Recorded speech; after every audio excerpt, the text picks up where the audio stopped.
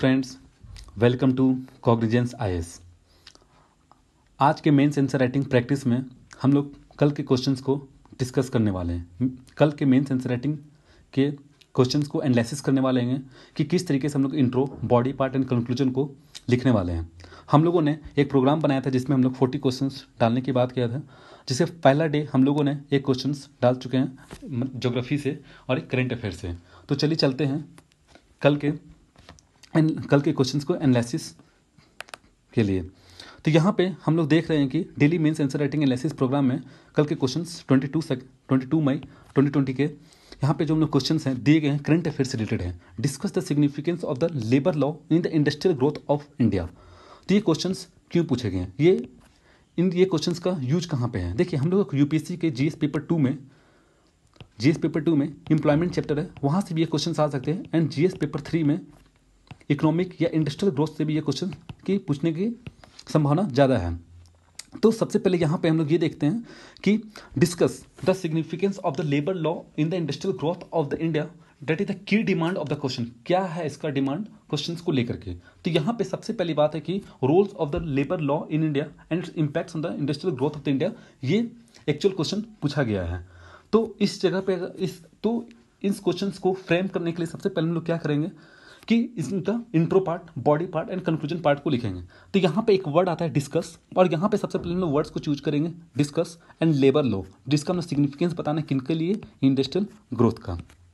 ठीक, तो यहाँ पे जब आते हैं हम लोग, तो यहाँ पे सबसे पहले जब इंट्रो पार्ट हम लोग लिखना स्टार्ट करते हैं, तो यहाँ पे इंट्रो पार्ट हम लोग ऑलमोस्ट 25 to 30 वर्ड्स में इंट्रो पार्ट देना होता है। जैसे कि यहाँ पे हम लोग जानते हैं कि labours law fall under the concurrent list, so state can frame their own law but need to approval of the central government. तो यहाँ पे ये वर्ड्स इसलिए लिखा गया है कि लेबर जनरली यहाँ पे क्या होता है कि स्टेट कैन फ्रेम लॉ तो बना सकता है, लेकिन यहाँ पे अप्रूवल की जरूरत किनका पड़ेगा, सेंट्रल गवर्नमेंट का। यहाँ इसलिए बोला जा रहा है क्योंकि कुछ लॉ ऐसे होते हैं लेबर्स लॉ में, कुछ सब्जेक्ट ऐसे होते हैं लेबर्स लॉ में जो वहाँ पे यूनियन गवर्नमेंट वहाँ पे अप्रूवल देती है, पार्लियामेंट वहाँ पे एक तरफ से रेटिफाई करती है इस लॉ को। जैसे कि एग्जांपल दे सकते हैं आप, regulations of labour and safety in mines and oil field. ये जो ऑयल फील्ड्स, ये जो लॉ है, ये आपको यूनियन गवर्नमेंट अप्रूवल करेगी। बाकी जैसे कि आप देख सकते हैं कि related settling industrial dispute, occupational safety, health and working condition of worker, ये सब लॉ स्टेट लिस्ट के हैं। तो यहाँ पे एक तरफ से अप्रूवल भी आपका एक तरफ से सेंट्रल गवर्नमेंट प्रोवाइड करती है। तो एक तरफ से बोला जाए कि लेबर लॉ आपका कंकरेंट लिस्ट है, लेकिन कुछ लॉ ऐसे होते हैं कि अगर फ्रेम तो करेगी, लेकिन उनको अप्रूवल कौन देगा, सेंट्रल गवर्नमेंट देंगे। तो यहाँ पे एक चीज़ और देखा गया है कि इस जगह पे कि जनरली आपका देखा जाएगा कि यहाँ पे कोई एक प्रॉपर डिफिनेशंस नहीं है किनका, लेबर लॉ को लेकर के। तो यहाँ पे जनरली लोग 4 कैटेगरी में डिवाइड कर दी। जैसे कि आप देख सकते हैं कंडीशन ऑफ द वर्कर को लेकर के, वेजेज एंड रिम्यूनरेशन को लेकर के, सोशल सिक्योरिटी को लेकर के, जैसे कि यहाँ पे इंक्लूड कर दे सकते हैं मैटरनिटी बेनिफिट एक जो लास्ट 2016 में जो आया हुआ था। तो employment and security industrial relations को लेकर के यहाँ पे ये 4 कैटेगरी में डिवाइड कर दिया गया लेबर लॉ को लेकर के। ठीक, तो यहाँ पे सबसे पहले हम इंट्रोडक्शन पार्ट में ये तो लिख सकते हैं कि लेबर लॉ आपका कंकरेंट लिस्ट में है और जिनको डिवाइड किया 4 कैटेगरी में। अब आते हैं नेक्स्ट पॉइंट पे इसका। यहाँ पे ले सकते हैं कि आखिर लेबर लॉ का ऑब्जेक्टिविटी क्या है। लेबर लॉ ऑब्जेक्टिविटी ये कि to protect the workers and maintain the co relations between the tri party, employee, employer and union. इनके बीच में एक कोरिलेशंस बनाने की कोशिश करते हैं, ताकि एक तरफ से आप बोल सकते हैं कि यहाँ पे must for the industrial growth, मतलब एक तरफ से इंडस्ट्रियल ग्रोथ के एक तरफ से अगर हार्मोनी रहेगा एम्प्लॉयर एंड यूनियन के बीच में, देख सकते हैं इंडस्ट्रियल ग्रोथ होंगे। साथ ही साथ आप वहाँ पे क्या देख सकते हैं in ease of doing business को भी यहाँ पे एक तरफ से इंप्रूवमेंट होगा। जैसे कि हम लोग जानते हैं कि लास्ट ईयर से ही हम लोग का ease of doing business index जो क्या एक तरफ से इंक्रीज किया है। ठीक, तो यहाँ पे ऑब्जेक्टिविटी क्या है लेबर्स लॉ का। तो ये हम लोग अगर ये जानते हैं तो एक तरफ से हम ऑब्जेक्टिविटी में पुट कर सकते हैं, इंट्रोडक्शन पे पुट कर सकते हैं 1-2 पॉइंट्स को। जैसे यहाँ पे लिख सकते हैं कि establishment of the justice, social, political and economics, maintenance of the industrial peace and work, protection of the right of the worker and protect worker from the exploitations, and ये सब क्या है, ऑब्जेक्टिविटी है किनका, लेबर्स लॉ का। ठीक, अब यहाँ पे आते हैं हम लोग बॉडी पार्ट्स को लेकर के कि बॉडी पार्ट्स को लेकर के। तो यहाँ पे how labour law effect on the industrial growth. तो यहाँ पे आप देख सकते हैं कि देखिए, अब ये क्वेश्चन का जो बॉडी पार्ट है तो इंडस्ट्रियल ग्रोथ तो करते ही हैं, लेकिन यहाँ पे आपको 2 पॉइंट्स हो सकते हैं, एक पॉजिटिव इम्पैक्ट्स क्या होंगे, सेकंड क्या होगा यहाँ पे लिख सकते हैं एक तरफ से नेगेटिव इम्पैक्ट्स क्या होने वाला है। ठीक, तो यहाँ पे देख सकते हैं कि पॉजिटिव इम्पैक्ट्स क्या होने वाला है। फर्स्ट पॉइंट हमने यहाँ पे डाला है। देखिए अभी कभी भी आप लोग मेन सेंस राइटिंग लिखते हैं या मेन सेंस राइटिंग की प्रैक्टिस करते हैं तो वहाँ पे सबसे पहले ये देखने की कोशिश कीजिए कि आप पॉइंट फॉर्मेट में लिखें, ताकि एग्जामिनर को एक तरफ से क्या हो कि ईजी हो सके चेक करने में और अंडरस्टैंड कर सके, हाँ इनको समझ में आ रहा है कि इनको क्या लिखना है। जैसे हम लोगों ने यहाँ पे लिखा है कि the merger of the contract labour act in the safety code. तो यहाँ पे अभी गवर्नमेंट ने क्या किया कि इस तरह का जो भी लेबर लॉ लाया गया है कि कॉन्ट्रैक्ट लेबर और सेफ्टी कोड दोनों की तरह से मर्ज कर दिया गया है इस जगह पे। ठीक, तो some industry facing the execution problem in the main power and supply the person to deal in the getting license. और इसमें आपको क्या हो रहा है, एक तरफ से देख सकते हैं कि स्टाफिंग इंडस्ट्री यहाँ पे क्या हो रहा है, एक तरफ से बूस्ट कर रहा है। तो स्टाफिंग इंडस्ट्री होता क्या है, तो यहाँ पे स्टाफिंग इंडस्ट्री ये जनरली रिफर करता है एम्प्लॉयमेंट एजेंसी को लेकर के, जो एक तरह से it's provide a temporary worker for the full time worker. या हो सकता है कि आपको टेम्पोररी वर्कर प्रोवाइड करे, अदरवाइज ये आपको फुल टाइम वर्कर प्रोवाइड करे। मान लीजिए एक कंपनी है ये और ये लेबर है, तो बीच में मिडिल मैन होंगे, तो ये क्या करेंगे, इस कंपनी को कुछ लेबर चाहिए होगा, तो इस लेबर चाहिए होगा तो ये कंपनी क्या करेगा, ये मिडिल मैन क्या करेगा, लेबर्स को प्रोवाइड करेगा कंपनी को लेकर के। तो इनके लिए भी तो एक लॉ बनना चाहिए ना, उनके सेफ्टी के लिए, उनके हेल्थ सेफ्टी के लिए, उनके ऑक्यूपेशनल सेफ्टी को लेकर के।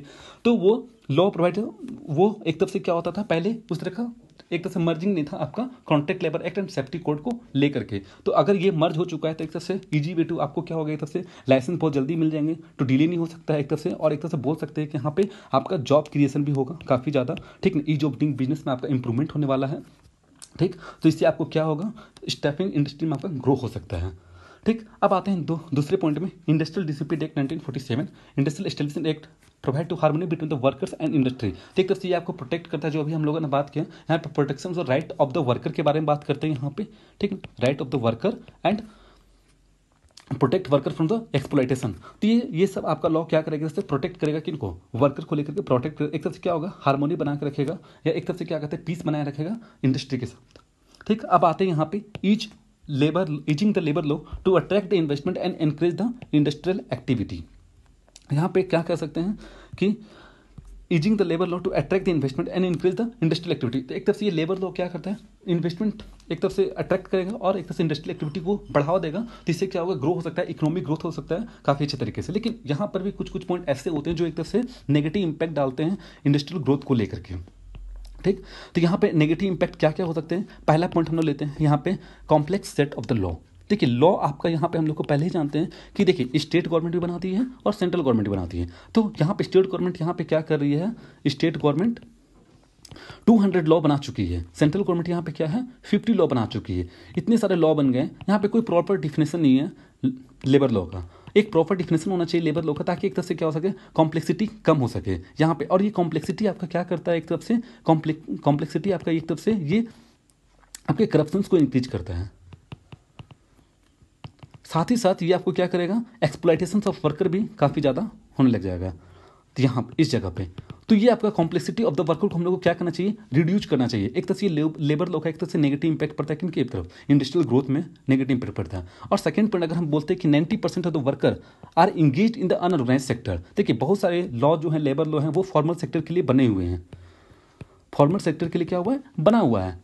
ठीक, लेकिन यहाँ पे जो फॉर्मल सेक्टर के लॉ बना हुआ है, लेकिन कौन ध्यान दे, अनऑर्गेनाइज सेक्टर को। तो इनफॉर्मल सेक्टर के लिए भी कुछ ना कुछ तो लॉ बनना चाहिए, क्योंकि 90% वर्कर कहाँ पे एंगेज हैं, इनफॉर्मल सेक्टर में। तो एक तरह से क्या है, एक तरफ से स्टैब्लिश नहीं हो सकता इंडस्ट्री अगर ग्रो। जैसे आप देख सकते हैं एमएसएमई सेक्टर आप चेक कर सकते हैं, तो वहाँ पे आप देख सकते हैं एमएसएमई सेक्टर में बहुत सारे ऐसे हैं इनफॉर्मल सेक्टर में ही काम करते हैं, कोई फॉर्मल सेक्टर नहीं है वहाँ पे। तो इस तरह का जो रूल्स एंड रेगुलेशन जो बनाए गए हैं, तो सिर्फ स्पेशली एक तरफ से देखा जाए तो सिर्फ वो एक तरह से फॉर्मल सेक्टर के लिए बनाया गया है, तो एक तरह से ये कवर नहीं कर सकता है। सो ये 90% ये जो लेबर लॉ है are not covered by the labour regulation and social security of the, किसके लिए, एक तरह से बोल सकते हैं अनऑर्गेनाइज सेक्टर के लिए।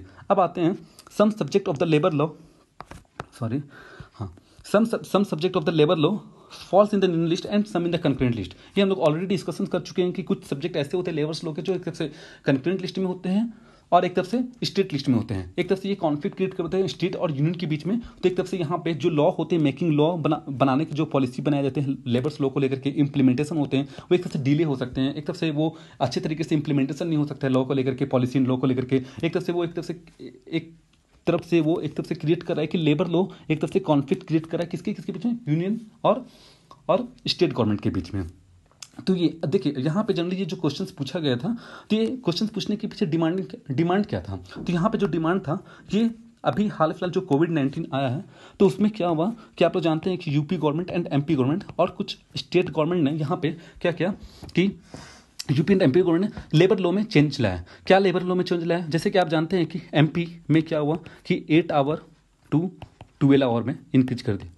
मतलब एक तरफ बोला जाए दिन के अगर 8 घंटे काम करते हैं तो वो वर्कर अब दिन के 12 घंटे काम करेंगे, ठीक। और जैसे फैक्ट्री एक्ट 1988 फैक्ट्री एक्ट, जैसे ये एक्ट जो हो गया 1948 फैक्ट्री एक्ट 1948, उसमें भी चेंज लाया गया, ठीक है। और कुछ कुछ लॉ को यहाँ पे क्या कर दिया गया, सस्पेंड कर दिया गया। जैसे कि आप बोल सकते हैं कि मिनिमम वेजेज एक्ट हो गया, मैटरनिटी बेनिफिट एक्ट हो गया, इक्वल रिम्यूनरेशन एक्ट हो गया, ये सब लॉ को क्या किया, सस्पेंड कर दिया गया। सारे लॉ को सस्पेंड नहीं किया गया, 3 लॉ को यहाँ पे एग्जेम्प्टेड रखा गया है।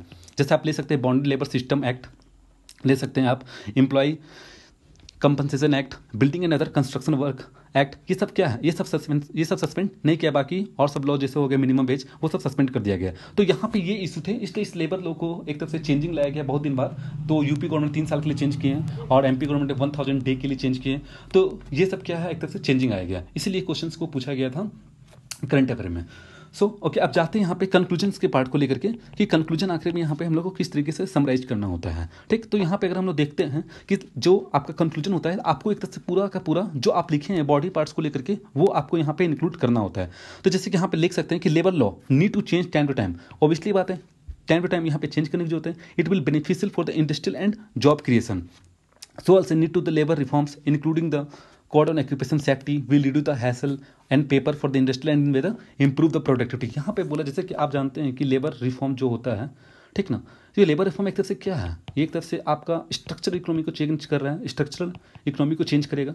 तो ये आपको बहुत दिनों से डिमांड में था इंडस्ट्रियल ग्रोथ को लेकर के इनको चेंज किया जाए। तो अभी कुछ स्टेट गवर्नमेंट ने मिलकर के इनको चेंज किया है, बट एक हार्मोनी नहीं बन रहा है सेंट्रल गवर्नमेंट स्टेट गवर्नमेंट के बीच में, ठीक ना। तो एक तरह से ये क्या कर सकता है, एक तरफ से ये किनको इम्पैक्ट करेगा, ऑब्वियसली बात है ये इम्पैक्ट किनको करेगा, वर्कर को इम्पैक्ट करेगा। उनके फंडामेंटल राइट्स जो होते हैं, उनके जैसे फंडामेंटल राइट्स उनके जो होते हैं वो वहाँ पे उनको नहीं मिलेगा, ह्यूमन डिग्निटी उनका हरास होगा, ये सब चीज़ होने वाले हैं, ठीक। तो ये रहा आपका पूरा क्वेश्चंस का एनालिसिस। यहाँ पे देखिए यहाँ पे बहुत सारी चीज़ आप लिख सकते हैं पॉइंट्स को, लेकिन बहुत सारी चीज़ याद होते नहीं, कुछ कुछ पॉइंट्स आपको याद रखने पड़ेंगे। जैसे कुछ कुछ लॉ, ये जितने भी लॉ हैं ये सब आपको रखना पड़ेगा पॉइंट्स देने के लिए। और कभी भी आप लिख रहे हैं तो स्टोरी मत बनाइए पॉइंट्स का, ठीक। तो वहाँ पे आप पॉइंट्स को लिखिए और कम वर्ड में वहाँ पे आप लिखने की कोशिश करें, 250 वर्ड्स में, 250 या 300 वर्ड से ज़्यादा जाने की कोशिश नहीं करें, टाइम बहुत जरूरी होता है, ठीक। अब आते हैं हम लोग नेक्स्ट क्वेश्चन में, explain the relevance of the seismic wave in the studying the structure of the interior of the earth.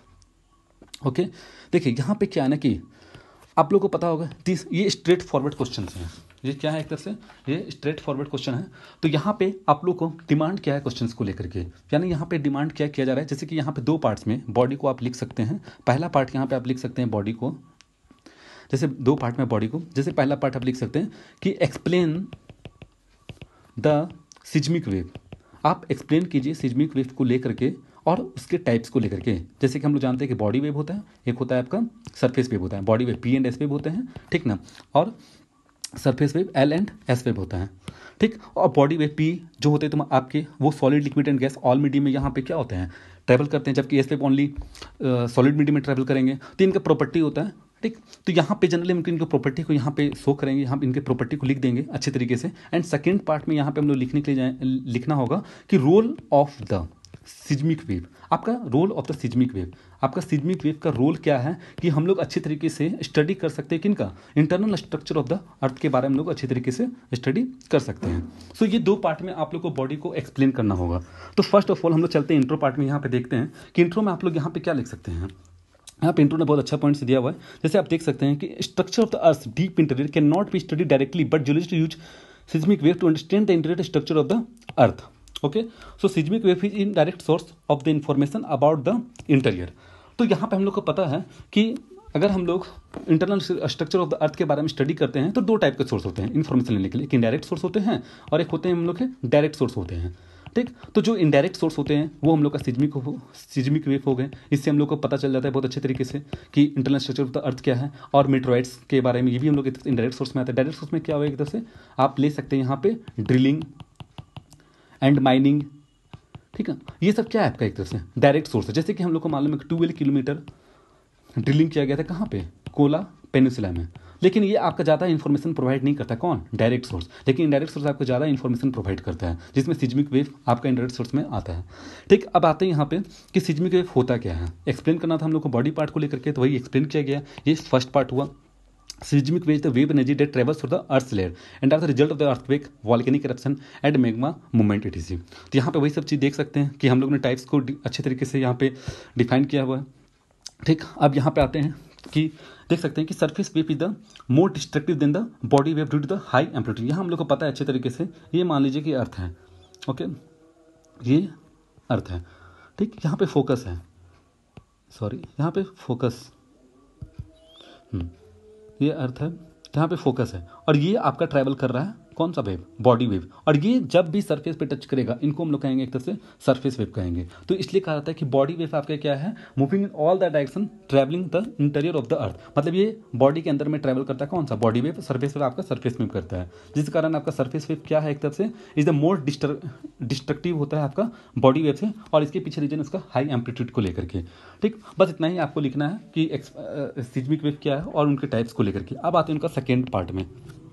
Okay, देखिए सेकंड पार्ट को आप अच्छे तरीके से यहाँ पे डिफाइन कर सकते हैं, मतलब रोल क्या है आपका सिज्मोलॉजी का या सिज्मिक वेव का to understanding the structure of the internal structure of the earth के बारे में। जैसे कि यहाँ पे आप देख सकते हैं कि seismic wave gets recorded in seismographer located. आप इस तरह का पॉइंट को अंडरलाइन कर सकते हैं, at the far the location. ठीक, यहाँ पे आपको पता है कि जब भी वो ट्रैवल करेंगे seismic wave at the arrival time, wave taking different paths and expected to due to the reflection and absence of the seismic wave in the certain region called the shadow zone। तो यहाँ पे क्या है आपको कि एक shadow zone बनने वाला है। देखिए अब यहाँ पे शैडो जोन का मतलब क्या होता है कि absence of the seismic wave, जहाँ पे सिज्मिक वेव को आप लोग डिटेक्ट नहीं करते हैं उसको हम लोग शैडो जोन कहते हैं। ठीक, अब वो शैडो जोन आपका क्यों होता है, क्यों वहाँ पे क्यों होता है शैडो जोन का अब्सेंस, वहाँ पे ड्यू टू रिफ्लेक्शन के कारण होता है, अराइवल टाइम पे नहीं पहुँच पाता है। तो एक तरह से बोल सकते हैं वो शैडो जोन बनता है। आप लोग mapping of the earth inter में वो बना सकते हैं, जैसे कि हम लोगों ने यहाँ पे मिलकर बनाया। जैसे ये आपका हुआ एस वेव शैडो जोन हुआ और एक पी वेव शैडो जोन हुआ। आप यहाँ पे डायग्राम को लेकर समझ सकते हैं। ठीक है, पहले इस पॉइंट को डिस्कस कर लेते हैं। जैसे कि आप यहाँ पे देख सकते हैं कि डिसकंटिन्यूटी इन द वेलोसिटी। देखिए अब यहाँ पे एक चीज़ यहाँ पे बताया गया है कि रुकिए, हाँ, यहाँ पे बोला गया P wave and S wave. P wave आपका प्राइमरी वेव होता है, ओके, ये ऑलरेडी डिस्कशन कर चुके हैं। तो यहाँ पे देखें कि आपका P wave all medium solid, liquid and gas ये तीनों मीडियम ट्रैवल करेंगे। लेकिन यहाँ पे वेलोसिटी किनका ज़्यादा होगा, ऑब्वियसली बात है, जिनका डेंसिटी ज़्यादा होगा उनका वेलोसिटी ज़्यादा होगा। इसलिए यहाँ पे बोल सकते हैं कि आपका डेंसिटी जिनका ज़्यादा होगा, जैसे सॉलिड वेव का डेंसिटी ज़्यादा है तो सॉलिड मीडियम का डेंसिटी ज़्यादा है तो सॉलिड मीडियम में वेलोसिटी क्या होगा, यहाँ पे ज़्यादा होगा। Same condition solid greater than liquid, liquid greater than gas, velocity and density. Okay, तो वही चीज़ बोला गया discontinuity the velocity as a function of the depth are indicative the change in composition and velocity की, density की बात कर रहे हैं। सो यहाँ पे क्या है कि अगर डेंसिटी चेंज हो रहा है तो ऑब्वियसली बात है कि वेलोसिटी चेंज होगा। ठीक, अब आते हैं हम लोग नेक्स्ट पॉइंट पे, discontinue the wave motion as a function and depth are indicative of the change in phases. ठीक, तो अब यहाँ पे क्या हो रहा है कि आपका वेव मोशन आपका क्या डिसकंटिन्यू हो जाएगा। इसका मतलब ये बता रहा है कि वहाँ पे आपका फेज चेंज हो रहा है। हो सकता है सॉलिड टू लिक्विड चेंज हो रहा है या liquid to solid to liquid change हो रहा है। तो यहाँ पे आप देख सकते हैं एक जगह पे, जैसे कि हमको पता है कि कोर आपका क्या है, इनर कोर आपका सॉलिड है, जबकि आउटर कोर क्या है आपका लिक्विड है। तो सॉलिड टू लिक्विड चेंज होगा तो आपके यहाँ पे क्या हो रहा है, फेज चेंज हो रहा है। तो इससे हम लोग को पता चल जाता है कि आपका जो कोर है वो आपका एक तरफ से क्या है, सॉलिड मीडियम का है, जबकि आउटर कोर आपका क्या एक तरफ से लिक्विड मीडियम का है। तो इस तरह का ऑब्जर्वेशन जनरली क्या होता है, हम लोग वेव को ऑब्जर्व करते हैं, सिज्मिक वेव को ऑब्जर्व करते हैं और हम लोग आइडेंटिफाई करते हैं इंटरनल स्ट्रक्चर ऑफ द अर्थ को लेकर के। तो यहाँ पे आप देख सकते हैं डायग्राम को लेकर के, ये आपका एस वेव शैडो जोन बन रहा है, यहाँ पे डिटेक्शन नहीं हो रहा है। तो यहाँ पे हम बोल सकते हैं सॉलिड वेव, यहाँ पे क्या हो रहा है आपका सॉलिड वेव डिटेक्ट नहीं कर रहा है। तो ये जो 103 डिग्री है, entire zone of the beyond 103 degree does not receive the S wave and hence it's zone is called the shadow zone. तो यहाँ पे जितना भी आपका ये जोन जो कहलाएगा एक तरफ से बोला जाएगा, ये ला जोन जो भी आपका एक तरफ से ये आपका शैडो जोन कहलाने वाला है। ठीक, क्योंकि यहाँ पे आपका एक तरफ से क्या कहला रहा है, एक तरफ से absence of the seismic wave है। इसका मतलब ये बताया जा रहा है कि this observation lead to the discovery of the liquid outer core. इसका मतलब ये बता रहा है कि यहाँ पे एक तरफ से क्या होगा, एक तरफ से आउटर कोर में आपका क्या कौन सा मीडियम यहाँ पे लिक्विड मीडियम मिल रहा है। अब आते हैं यहाँ पे पी वेव सेटोजोन को लेकर के। जब हम पी वेव सेटोजोन को स्टडी करते हैं तो यहाँ पे एक चीज़ देखते हैं, ठीक। तो यहाँ पे पी वेव सेटोजोन हम लोग को पता है कि पी वेव सेटोजोन आपका क्या है, ऑल मीडियम्स में ट्रेवल करने वाला है। क्या होगा, ऑल मीडियम्स में ट्रेवल करता है, सॉलिड, लिक्विड एंड गैस, ठीक। तो यहाँ पे बात की जाए the shadow zone of the P wave appears as a band around the earth between the 103 to 140 degree. मतलब ये है आपका, ये कोर है, तो ये आपका 103 डिग्री और ये आपका ले लेते हैं 140 डिग्री। तो ये आपका कहलाएगा सेटोजोन, पी वेव का सेटोजोन कहलाएगा। यहाँ पे मतलब एक तरफ से बोला जा सकता है कि अब्सेंस, यहाँ पे एक तरफ से बोला जाता है पी वेव में यहाँ पे क्या आपका एक तरफ से सिज्मिक जोन, सिज्मिक वेव यहाँ पे क्या एक तरफ से अब्सेंस हो रहा है, मतलब यहाँ पे absent of the seismic wave हो रहा है, इसलिए यहाँ पे हम लोग क्या बोल सकते हैं, पी वेव ऑफ द सेटोजोन यहाँ पे कहा जा सकता है, ठीक। ओके, अब यहाँ पे आते हैं हम लोग नेक्स्ट पे। देखिए ये आपका तो दो पार्ट में हम लोग बॉडी बना दिए। अब यहाँ पे आता है कि कंक्लूजन क्या लिखा जाए। देखिए स्टैटिक्स पोर्शन का ये क्वेश्चन है, तो स्ट्रेट फॉरवर्ड क्वेश्चन तो पूछा गया, role of the seismology of the study of the internal structure of the earth. तो यहाँ पे स्टैटिक पोर्शन जब ये है तो इसमें यहाँ पे आप कंक्लूजन में क्या लिख सकते हैं। तो ये कंक्लूजन में कुछ लिखने के लिए तो नहीं बचा, लेकिन यहाँ पे आप बोल सकते हैं कि जनरली यहाँ पे क्या है, ये आप इनडायरेक्ट सोर्स के बारे में बात कर रहे हैं। सिज्मिक वेव का जो भी आप स्ट्रक्चर स्टडी करने की बात करें, इंटरनल स्ट्रक्चर, तो आप इनडायरेक्ट सोर्स को लिए हुए हैं। लेकिन यहाँ पे आप एक तरह से देख भी सकते हैं कि डायरेक्ट सोर्स भी ऐसे होते हैं जिसको हम लोग स्टडी कर सकते हैं इंटरनल स्ट्रक्चर ऑफ द अर्थ को लेकर के, बट वो ज़्यादा इफेक्टिव नहीं होते हैं, ठीक ना। तो यहाँ पे आप उस चीज़ को लिख सकते हैं कि मतलब इनडायरेक्ट सोर्स तो है ही स्टडी करने के लिए इंटरनल स्ट्रक्चर ऑफ द अर्थ को लेकर के, लेकिन एज वेल एज यहाँ पे क्या है आपका एक तरफ से डायरेक्ट सोर्स भी होते हैं, एक तरफ से जो स्टडी करने के लिए होते हैं, बट मोर इफेक्टिव नहीं होते हैं in comparison to the indirect source. So thank you.